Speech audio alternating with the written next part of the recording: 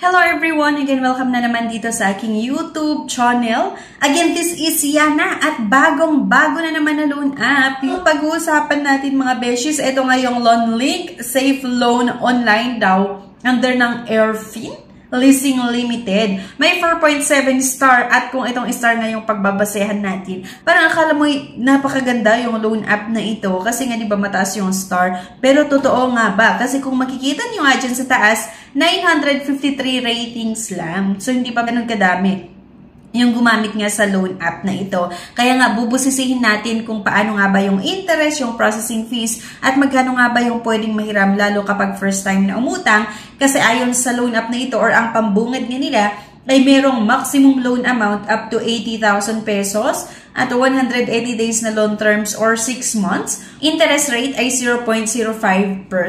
Okay? Kaya bubusisihin na naman natin. At kapag ituloy nga natin, same with other loan app na naman na kailangan nating maglagay nga ng mobile number at may OTP na naman tayong matatanggap. Click lang natin yung sign in at from 80,000 pesos, naging 20,000 pesos na naman daw yung maximum loan amount at mali-mali pa nga yung spelling niyan kasi kung makikita nyo nga maximum loan amount up to 20,000 yung nakalagay instead na maximum, di ba? At loan terms nga daw hanggang 180 days, interest rate ay 0.05%, di ba? Ito may mga kailangan tayong sagutan yung authentication, personal information, job information, at yung contact information, yung payment account information. At agad-agad kailangan nating mag-upload ng isang valid ID at ito na nga daw yung mga pwede sa loan app na ito. Yung UMI, driver's license, passport, TIN, SSS, yung voter's ID, health card at national ID, at meron pang other option yung postal ID at yung PRC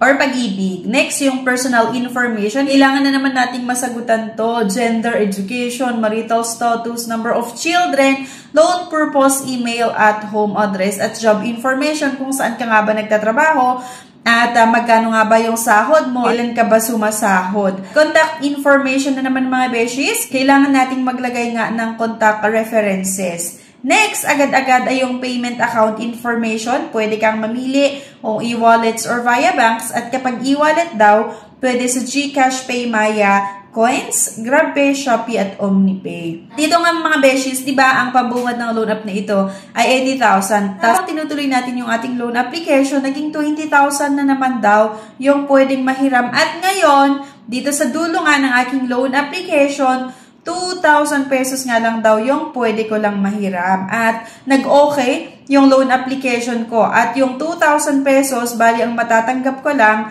ay 1,200 kasi nga po meron itong processing fee na 667. Merong total interest fee na 13 pesos daw. Risk control service fee na 120. Kaya doon sa 2,000 na naaprubahan nga, ay 1,200 lang yung matatanggap ko dahil doon sa iba't ibang fees na kinaltas nila. At kung ano nga yung natitira, which is yung 1,200, yun lang yung ipapadala sa GCash account ko. Meron itong nakalagay na repayment amount na kailangan kong magbayad within 7 days ng 2,000 pesos. Diba? So nakakaloka kasi hindi mahaba yung loan terms. Tapos napakarami pa yung iba't ibang fees na ikakaltas nila doon sa naaprubahan nga.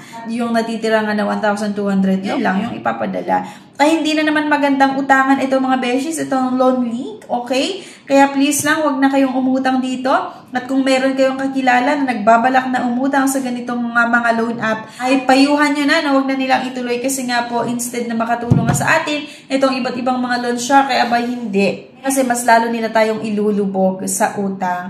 So, sana nga mga beshies may nakuha kayo na idea sa video na ito.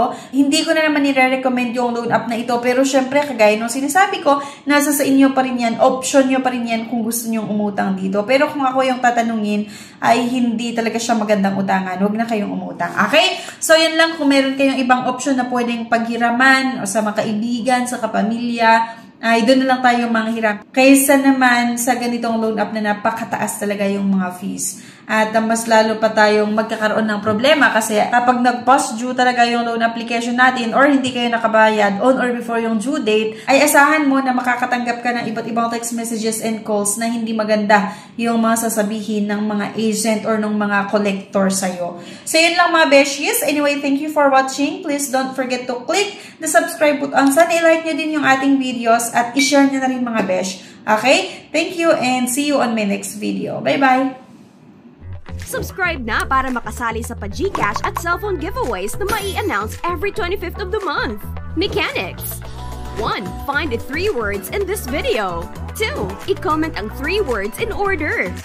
3. Like this video, subscribe, comment, and share.